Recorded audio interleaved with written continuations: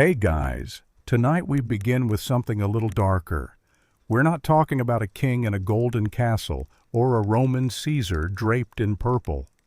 We are diving into a life so brutal, so defined by the iron fist of nature and the betrayal of man, that it makes most historical narratives look like a children's bedtime story. Forget the noble, silent horseman Hollywood sold you. The truth is raw. It's visceral, and it smells like stale mare's milk and frozen dirt. We're plunging into the unforgiving world of Temujin. Long before he was Genghis Khan, the universal ruler, the great Khan who would wipe entire civilizations from the map and cause the carbon footprint of the planet to temporarily drop. Don't worry, we'll get to that wonderfully dark moment later. He was simply Temujin. A boy who learned two things faster than he learned to walk: how to draw a bow and how to deal with betrayal. So, dim the lights, maybe turn on a fan, because the air is about to get thick with the dust of the Mongolian steppe. If you genuinely enjoy this kind of unvarnished truth, take a moment to like the video and subscribe. It fuels the journey. The year is approximately 1162. The place: the banks of the Onan River in the modern-day Khenti province.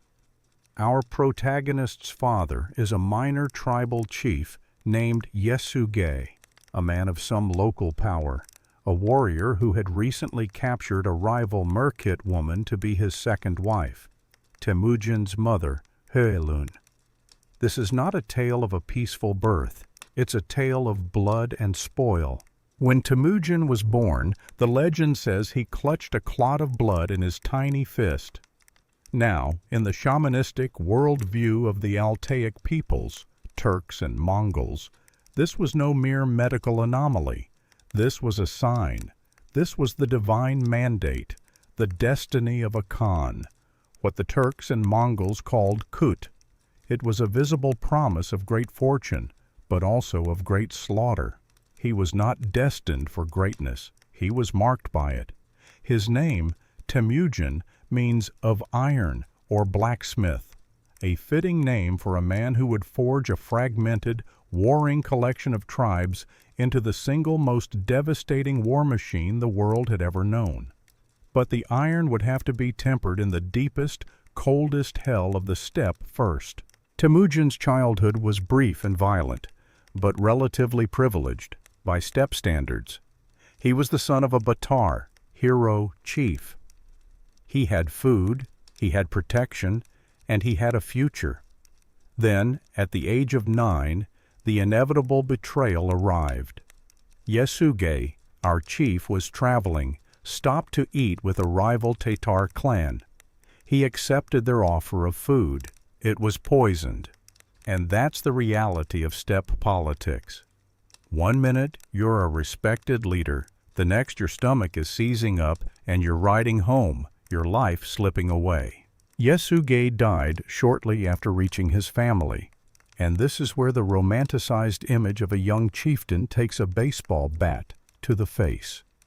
Leadership in the nomadic world was not hereditary. It was transactional. It was based on strength, resources, and the ability to provide. The moment Temujin's father drew his last breath, the family became a liability. The Taichi-Ud clan, who were supposed to protect and follow the family, simply gathered their yurts, packed their horses, and rode away. They abandoned Temujin's mother, Hoelun, and her 7 children to starve. The very people who owed Temujin's father loyalty instantly discarded his 9-year-old son. The tribe that was his protection became his predator. The experience: a day in the life of a steppe orphan. Congratulations! You've just woken up as a member of the abandoned family unit in the year 1171. You are now an outcast. Your bed is a pile of dirtied sheepskins and a half-rotted yurt. The stench? It's a biblical mix of unwashed human, stale animal fat, and the constant, subtle reek of fear. You survive the night, which, considering the constant threat of starvation and raiding wolves, is a victory. Want some breakfast? Sorry. This is not medieval Europe where you might get a hunk of rock-hard bread. This is the steppe, and you are abandoned. Your mother Heulun, a woman who should be knitting or overseeing a busy camp, is now out foraging for wild onions, roots, or worse, hunting rats and marmots. She literally had to strip the clan banner and the horse tail of the departed tribe and use them as clothes. That's how far you fell. Your clothes are stained, stiff, and permanently scented like a compost pile that's been left to marinate in a pigsty. Washing? Water is precious. Bathing is unheard of. Your skin is probably caked in dirt, sweat, and animal grease, a necessary armor against the cold. Your life is a desperate cycle. Hunt, freeze, starve, hide. No comfort here, nothing. Temujin was not saved by a miracle. He was saved by his mother, Heulun. She transformed instantly from a chief's wife into a primal protector, a living symbol of survival. She taught her children how to fish in the freezing river, how to hunt the smallest game, and most importantly, how to endure the bitter hatred of the surrounding clans who viewed them as easy prey. But this pressure cooker of survival was too much. It bred resentment. The first act of murder. The family was often at odds. The core conflict was always the same: resources. Every berry, every root, every scrap of meat meant the difference between life and death. The eldest half-brother, Bektor, was often cruel and asserted a kind of dominance over Temujin and his full brother, Caesar. The fight that broke the family was over a small partridge and a fish, not a throne, not a kingdom, a meal. Bektor stole the small game Temujin and Caesar had caught. This was not petty sibling rivalry. This was a direct threat to Temujin's coot, his destined right to rule and provide. If he could not secure a tiny bird, how could he secure a nation? Temujin and Caesar stalked their half-brother. They approached him from opposite sides, bows drawn. This was no fistfight. This was execution. The first blood Temujin spilled was not that of a foreign enemy or a rival chief, but that of his own brother, shot down over a tiny meal. And with that single savage act, Temujin eliminated one threat, but instantly became a target for the next. The Taichi-Ud clan, who had abandoned him, now saw him as a threat to their future peace and prosperity. They came for him. He was now a murderer, a fugitive, and soon to be something worse, a slave. And this is just how his day starts. It only gets worse from here. The price of a partridge. We left Temujin on the frozen steppe, his hands stained with his brother Bektor's blood. The price for that small bird and fish was immense. He had solved the problem of a rival sibling, yes, but he had simultaneously declared himself a danger to the established order. The very act of spilling kin blood violated the unwritten code of the nomads and proved that his Kut divine mandate was savage and unpredictable. The Taichi-Ud, the clan that had abandoned his family, could not tolerate this volatile young man with the iron will. They saw him not as a future leader, but as a cancer of instability. They hunted him down. The humiliation that followed was complete and absolute. Temujin was captured, shackled, and stripped of his dignity. The Taichi-Ud fitted him with a kanga, a heavy wooden yoke that was used to restrain prisoners. Imagine a medieval stocks worn constantly. This yoke was a constant, physical reminder of his failure. It was difficult to eat, impossible to sleep comfortably, and it marked him publicly as a dangerous slave. Congratulations, you are now a branded prisoner. Every step is an agony. Every bite of food is a struggle. This is not the life of a chieftain's son. This is the slow, grinding death of a stray dog. Temujin was not just imprisoned, he was being broken, his iron spirit being tested to its absolute limit. The Iron Yoke and the Great Escape. The Taichi-Ud, however, made a fatal mistake. They grew complacent. They had the great Temujin in chains, and they celebrated their victory. During one such drunken feast, they relaxed their guard, a lapse in discipline that proved to be an extinction-level event for their entire clan. Temujin saw his chance. He seized the heavy wooden kanga and slammed it into the head of a nearby unsuspecting guard. Stunned, the other guards fumbled. Temujin sprinted, the massive yoke still hanging around his neck, and dove into the thick brush near the river Onan. The commotion faded as the darkness in the thicket swallowed him whole. He spent the night hiding in the river, his body submerged in the frigid water, the kanga bobbing around him. He was willing to risk hypothermia and drowning rather than return to chains. He was discovered the next morning by an ordinary man, Suldas Shira, a herder who was collecting horses. Shira recognized the fugitive, but instead of handing him over for a reward, the man offered him a quiet, almost inexplicable moment of mercy. He respected the young man's desperation, his fire. He helped Temujin remove the yoke and gave him a fresh horse, setting him on the path to freedom. This act of simple, unexpected humanity solidified Temujin's belief, the power of the simple man and the power of loyalty. He would later reward Shira's descendants immensely. The bond of blood, Jamuka. Now a free man, but completely alone, Temujin needed allies. He sought out the man who would become the most important and eventually the most tragic figure in his life, Jamuka. Jamuka was Temujin's Anda, blood brother. Their relationship was one of the great contradictions of the steppe. They had first met as children and cemented their bond with a profound ritual. They exchanged gifts and swore eternal, unbreakable loyalty. Jamuka was everything Temujin was. Charismatic, a brilliant warrior, and a natural-born leader. They rode together, they hunted together, they shared their entire lives, and they dreamed of unifying the fragmented tribes.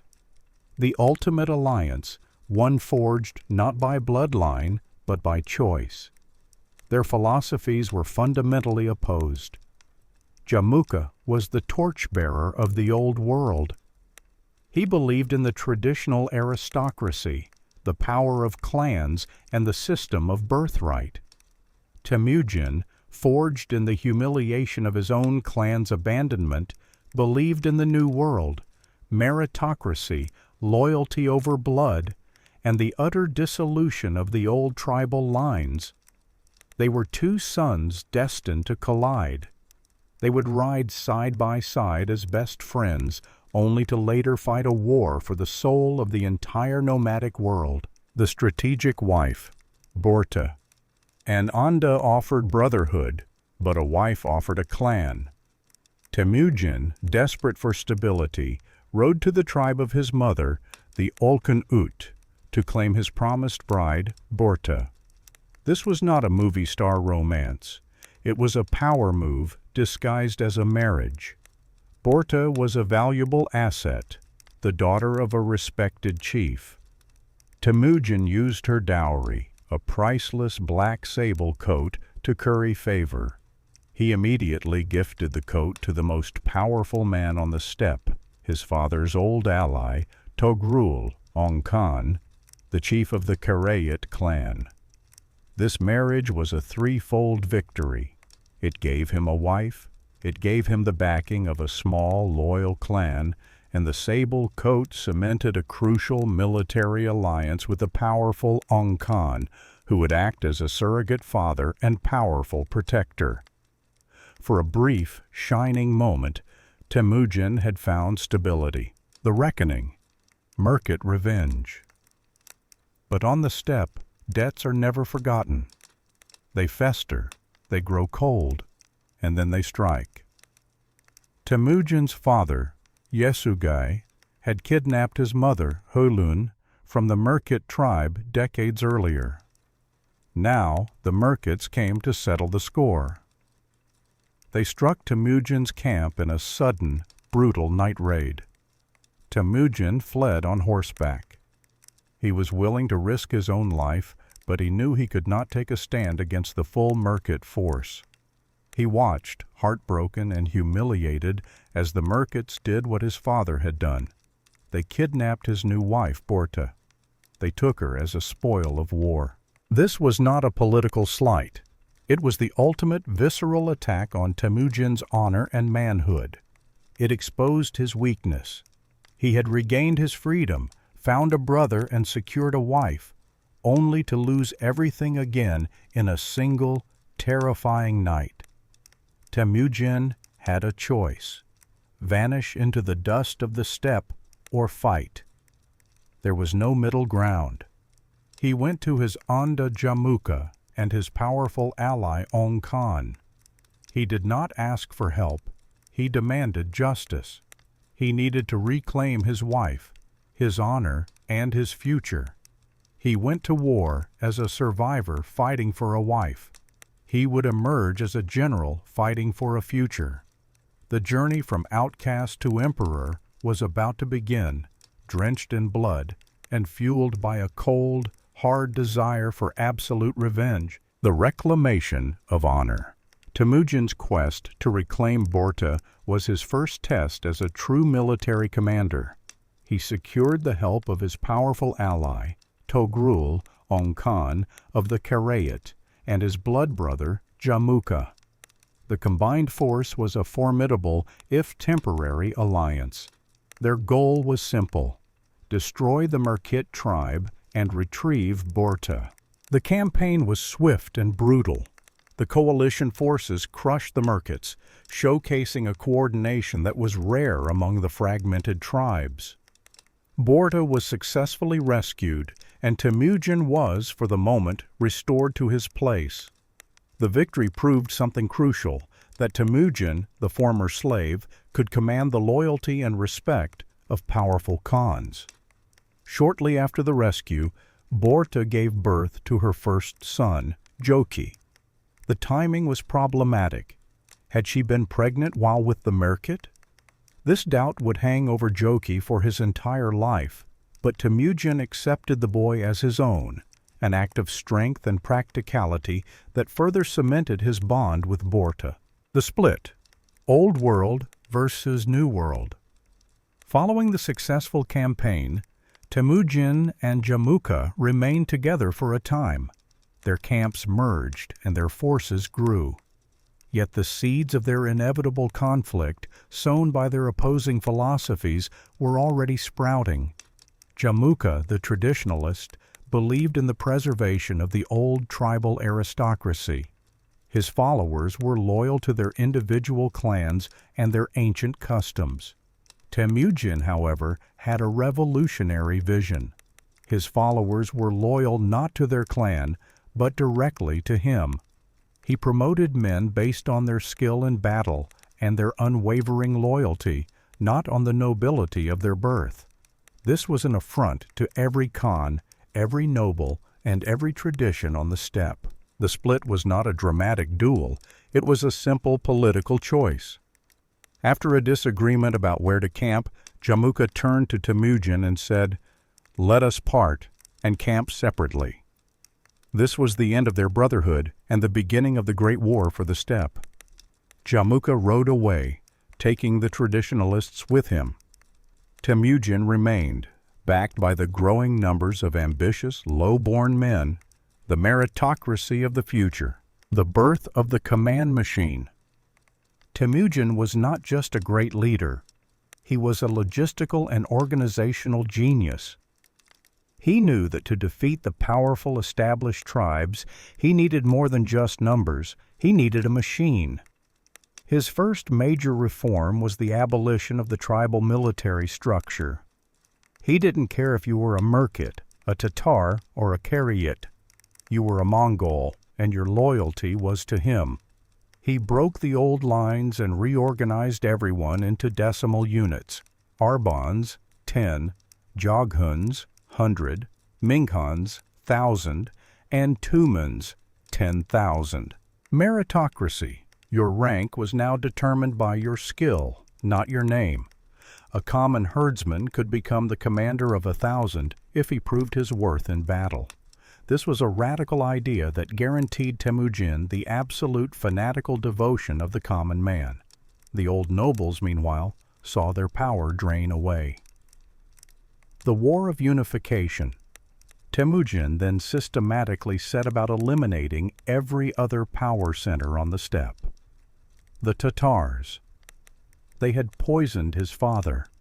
Temujin pursued them with an ancient, unforgiving sense of revenge.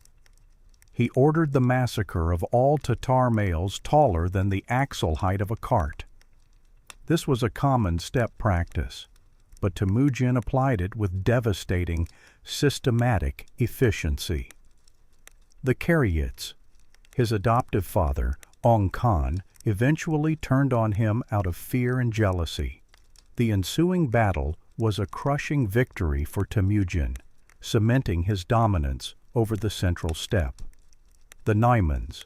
Led by Tayan Khan, this powerful western tribe was the last great force opposing unification. Their defeat at the Battle of Chakarmat was a decisive moment. The fate of the old order. Temujin's treatment of his captured enemies was ruthless, but it was also a display of strategic power. He did not simply kill. He often used the ancient method of execution without spilling blood, a sign of respect for high-ranking enemies, breaking their backs. Jamuka, after years of running, was finally betrayed by his own men. His captors brought him before Temujin, hoping for a reward. Temujin, in a shocking move, executed the betrayers. He despised the act of disloyalty more than the threat of his enemy. He offered Jamuka his old position back. Jamuka refused, maintaining his traditionalist code until the end. He requested a noble death without the spilling of his blood. Temujin honored the request. With Jamuka dead, the final obstacle, the old tribal system, was shattered. The new ruler. In the wake of this relentless, decades-long campaign of unification, the steppe was quiet. There were no longer Tatars, Merkits, Karyites, or Naimans. There were only Mongols. In 1206, the leaders and remaining nobles of all the newly unified clans gathered at the headwaters of the Onon River for a Kurultai, Great Assembly. It was here that they officially recognized Temujin's unprecedented authority. The man who was born clutching a blood clot, who became a slave, a brother murderer, and a fugitive, was now elevated to the highest possible office. The leaders unanimously declared him Genghis Khan, the universal ruler. The orphaned boy had completed his first mission, to unite the Mongols. But the ambition of the universal ruler could not be contained by the simple dust of the steppe. His next target was the world, the Kurultai, and the new name. The year 1206 marked the final decisive transformation of the man known as Temujin. The Great Assembly, or Kurultai, held on the banks of the Onon River, was not a coronation, it was a declaration.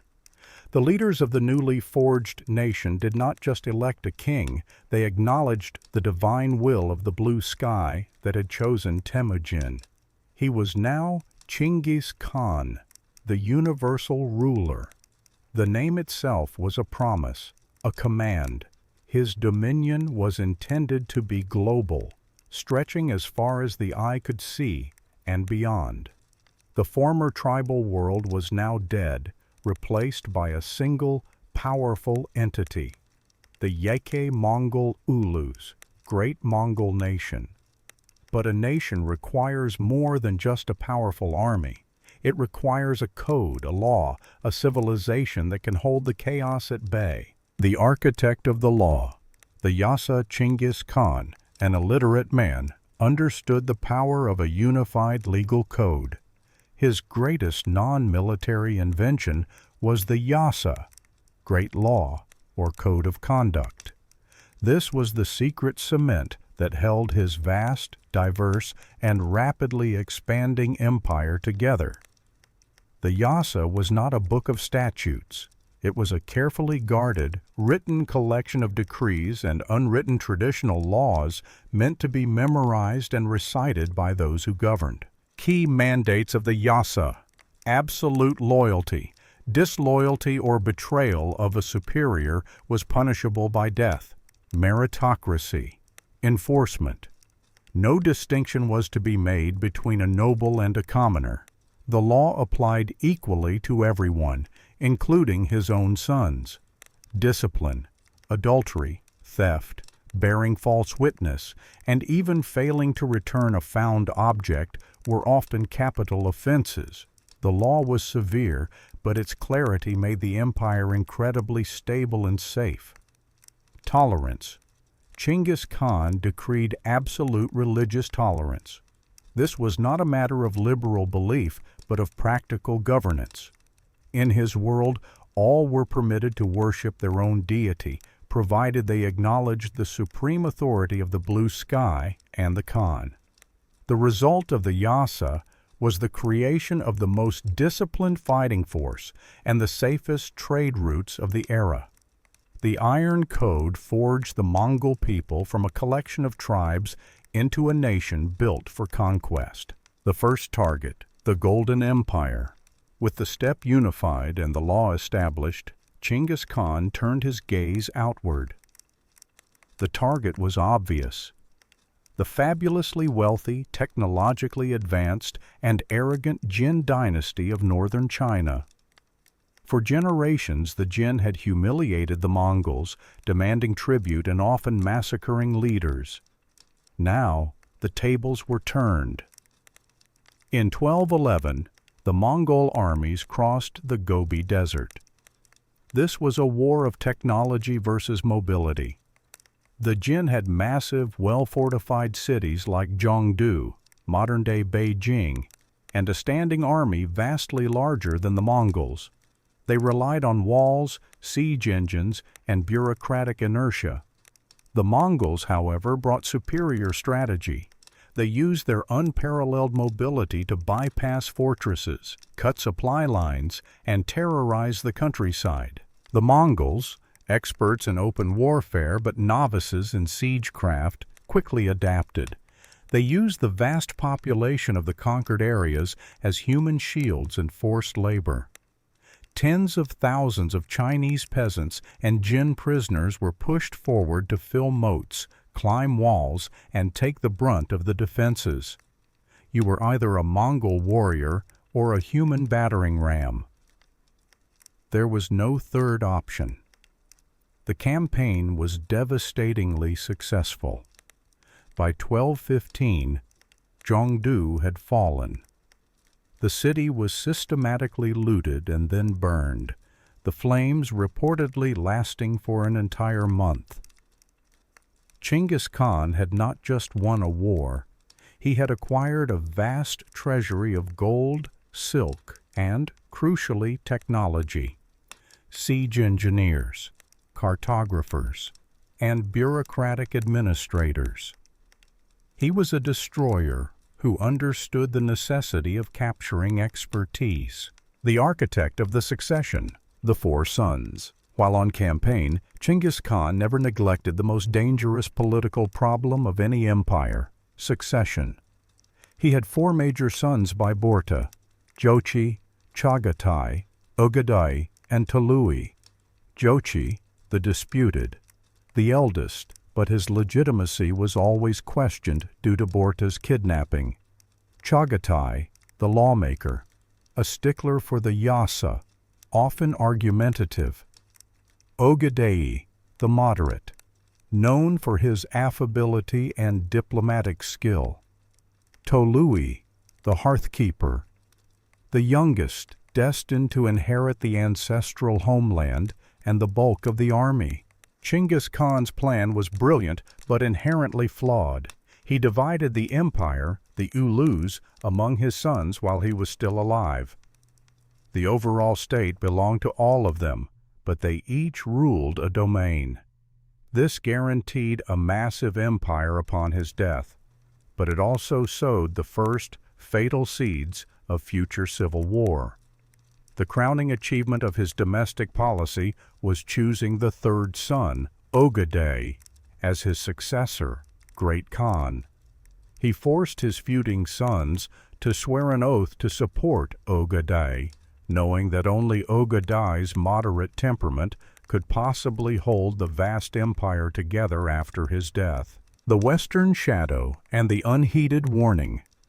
By 1218, the Mongol Empire stretched from the Siberian forests to the Great Wall.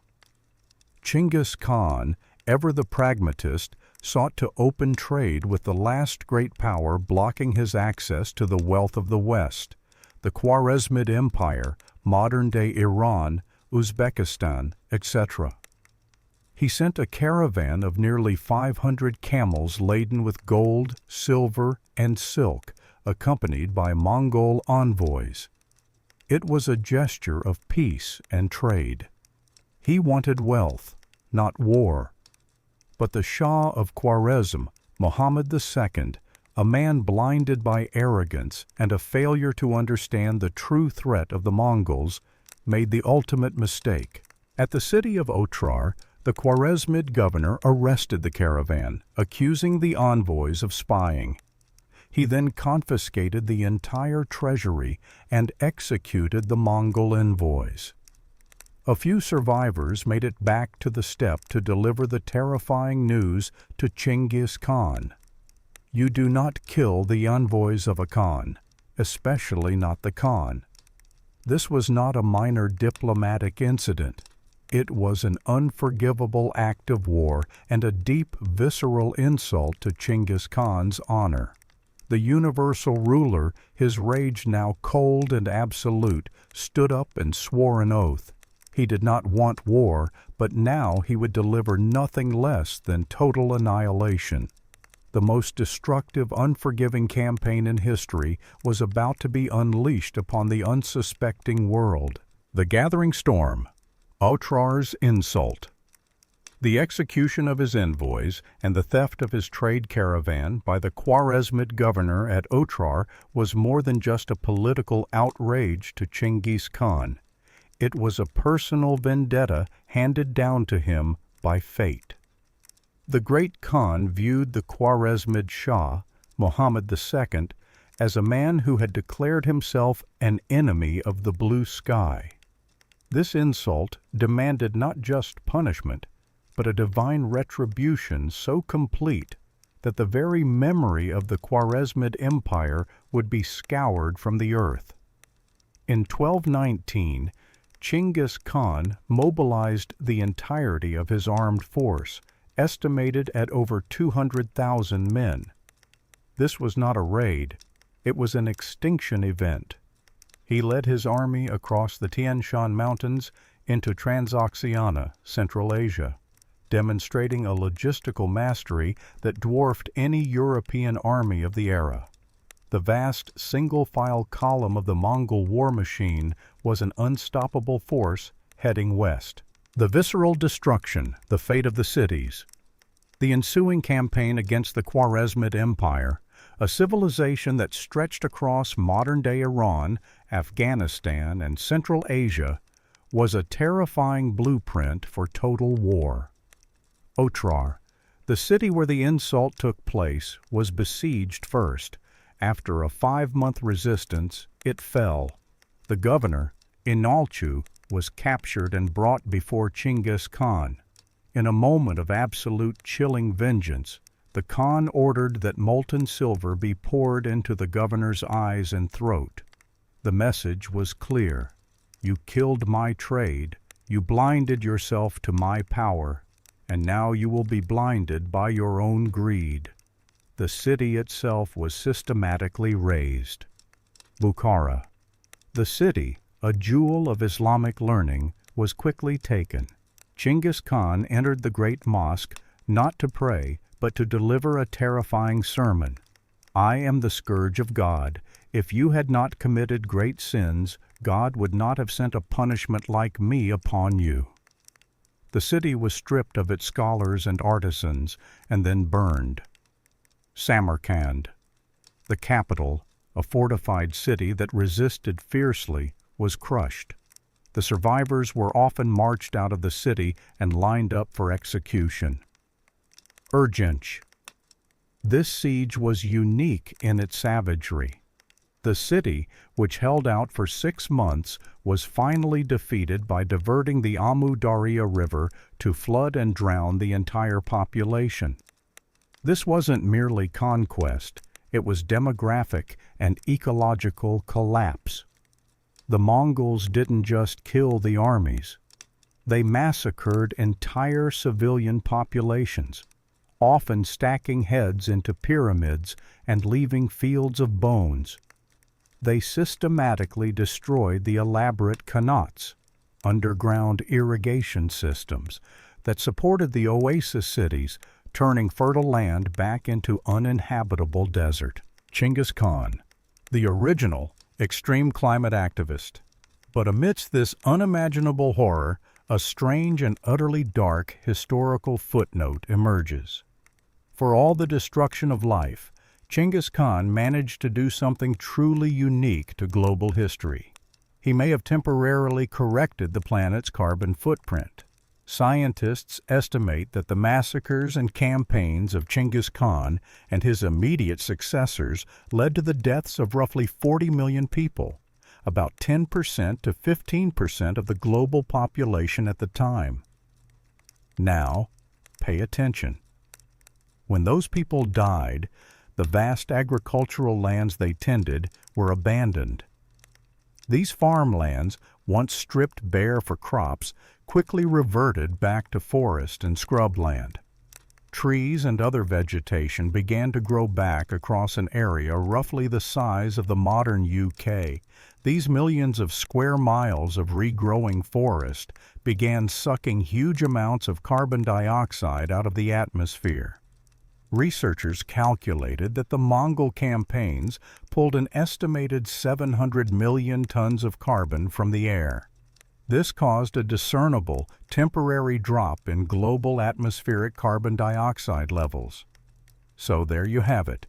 The universal ruler, the man who brought the world to its knees, was the most ruthlessly effective, if deeply murderous, climate activist in history.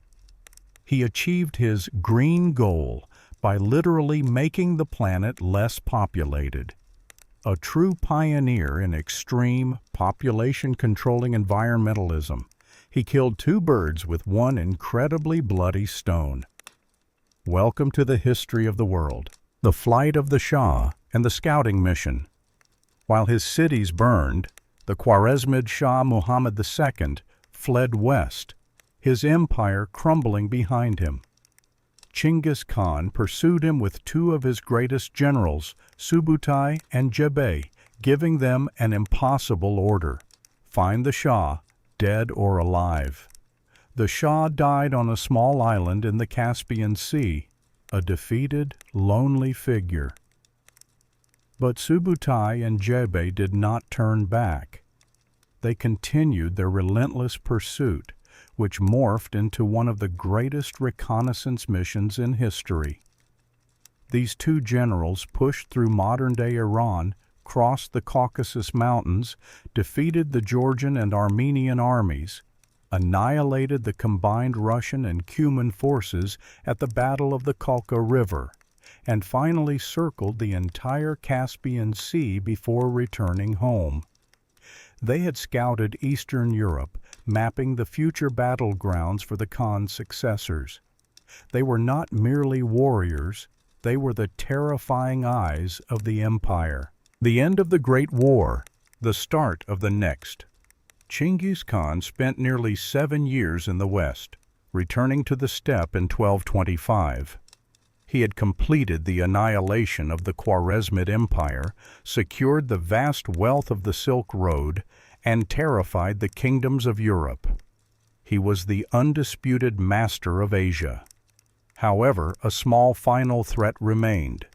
The Tangut, Western Xia kingdom, which bordered his lands, had repeatedly refused to send troops for the Western campaign, violating their oath.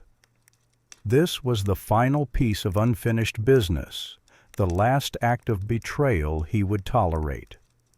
The universal ruler, now in his mid-60s, an age considered ancient on the steppe, knew this would be his final campaign. He prepared to correct the final betrayal and secure his legacy before facing the only enemy he couldn't defeat: time. The return and the Pax. Mongolica.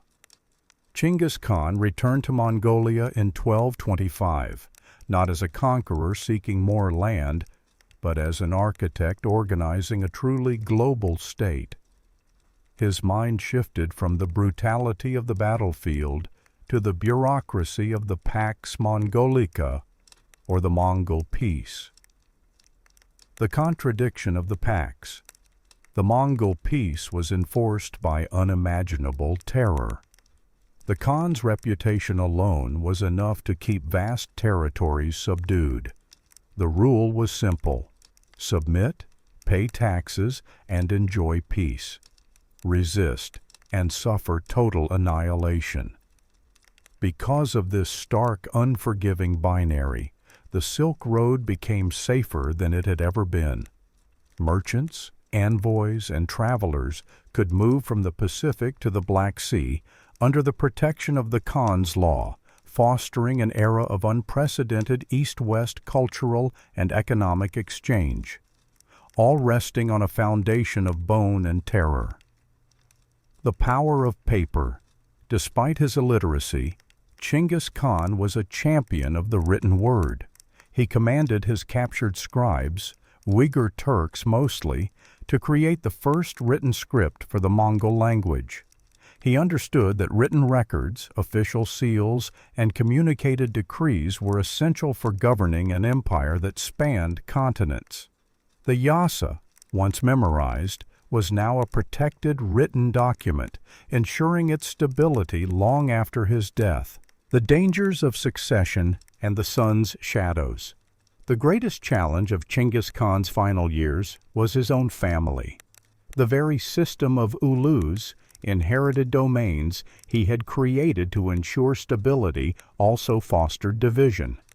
The air around the Khan was thick with the silent, resentful tension of his four major sons, Jochi, Chagatai, Ogadai, and Tolui.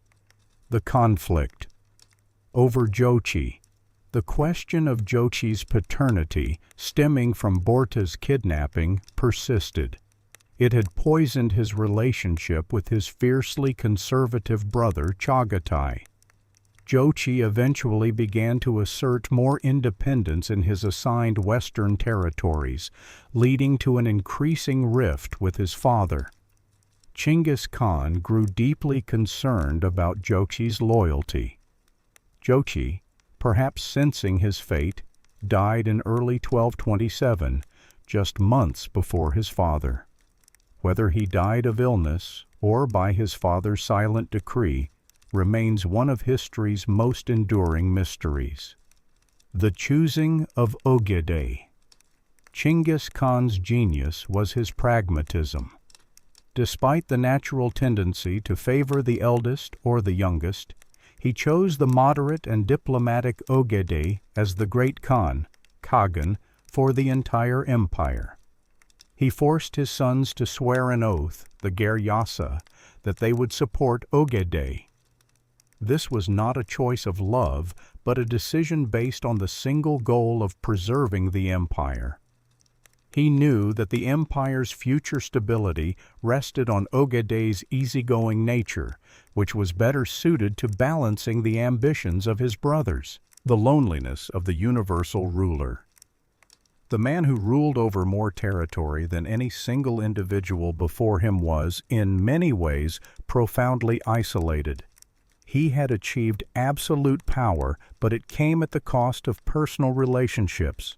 His greatest friend, Jamukha, was dead by his own hand. His former protector, Ong Khan, was dead by his own decree. His eldest son was estranged and likely executed. The stories of his private life reveal a man perpetually engaged in statecraft, even with his wives and concubines, who often served as diplomatic bridges between subjugated tribes. His focus was singular and relentless: the completion of the Mongol state. There was no comfortable retirement, no grand palace built for leisure. His was a life lived entirely for the goal. The final insult: the Tangut betrayal. The final act of Genghis Khan's life was driven by the same ruthless demand for loyalty that had defined his youth. The Tangut, Western Xia kingdom, which bordered his Chinese conquests, had provided troops for the early Jin campaign, but refused to send any for the crucial Western Khwarezmid War. This defiance, this break in the Gergyasa Oath, was the ultimate capital offense in Genghis Khan's code. He could not die peacefully knowing that a subordinate had successfully defied his command. In 1226, despite his advanced age and failing health, Genghis Khan launched his final, massive campaign against the Tangut. The campaign was predictably destructive, with the Mongols taking city after city. The Tangut capital of Zhongxing was besieged, and the kingdom's fate was sealed.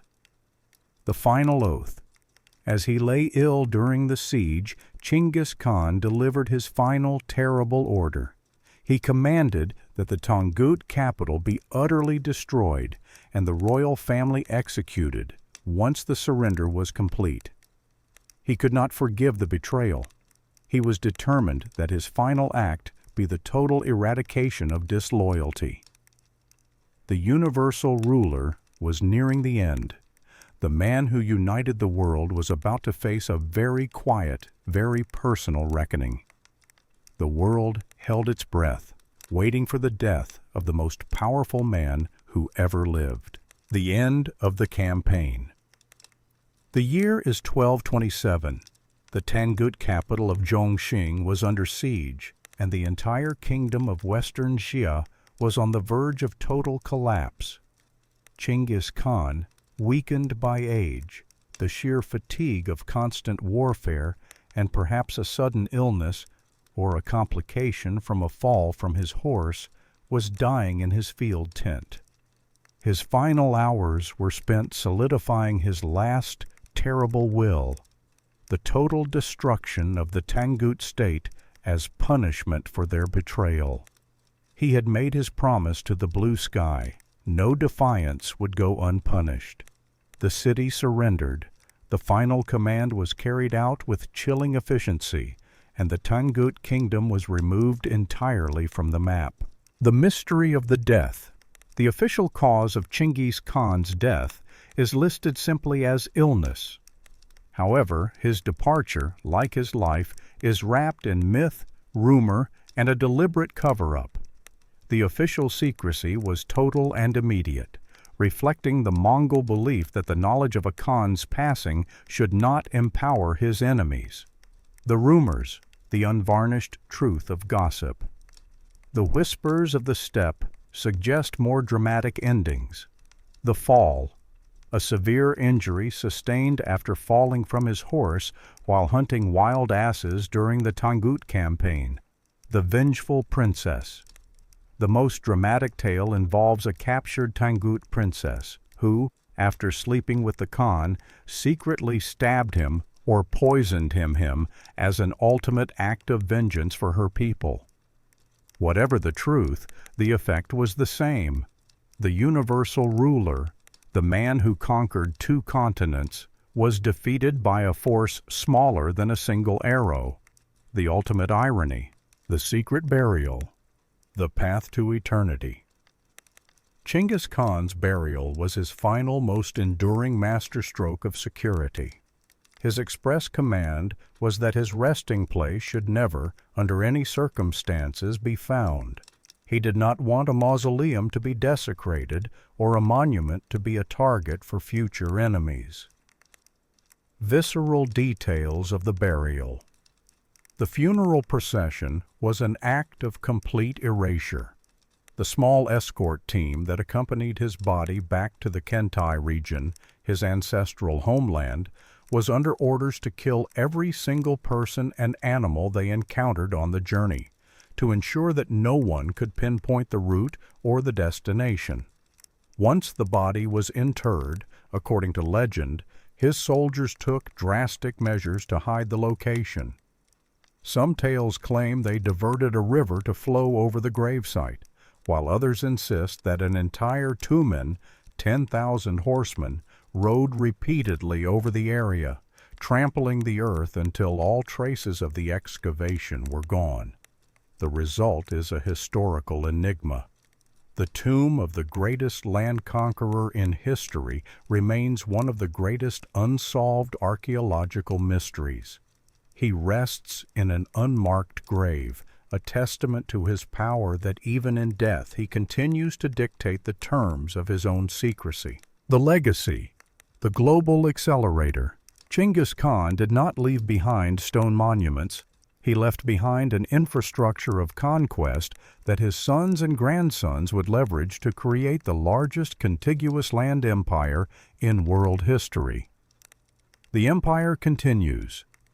His chosen successor, Ogedei, followed the Yasa and immediately expanded the empire into Russia and Eastern Europe, taking advantage of the scouting work done by Subutai and Jabi. The global exchange. The Pax Mongolica, enforced by a cruel, efficient administration, facilitated the free flow of goods, technology, and ideas. The compass, gunpowder, printing techniques, and sophisticated mathematics traveled west, while knowledge of Western medicine and philosophy traveled east. He connected the world for the first time, albeit violently. The modern connection.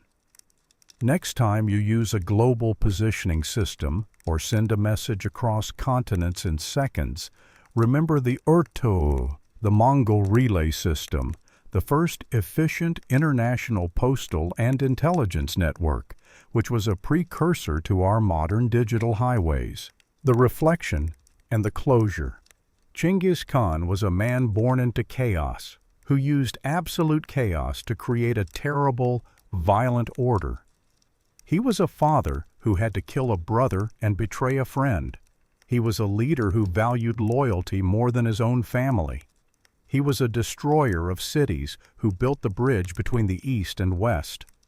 His life is a chilling reminder of what happens when absolute ambition is tempered by absolute survival.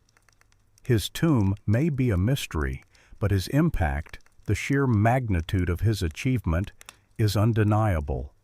He remains nameless, but not voiceless, mysterious, but not forgotten.